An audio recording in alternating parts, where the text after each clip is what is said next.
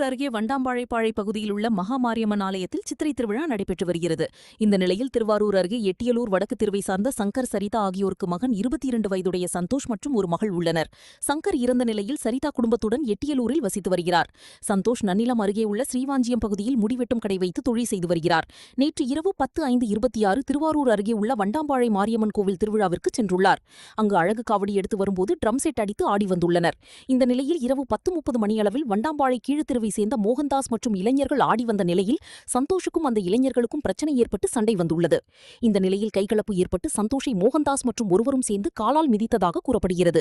இதனால் காயம் ஏற்பட்டு உயிருக்கு போராடிய சந்தோஷை தேவன் மற்றும் பாலச்சந்தர் ஆகியோர் 108 ஆம்புலன்ஸ் மூலம் திருவாரூர் அரசு மருத்துவக் கல்லூரி மருத்துவமனைக்கு அனுப்பி வைத்துள்ளனர். அங்கு சந்தோஷை பரிசோதித்த மருத்துவர் சந்தோஷ் இறந்துவிட்டதாக கூறியுள்ளார். சந்தோஷின் உடல் தற்போது திருவாரூர் அரசு மருத்துவக் கல்லூரி மருத்துவமனையில் உடற்கூறு ஆய்விற்காக வைக்கப்பட்டுள்ளது.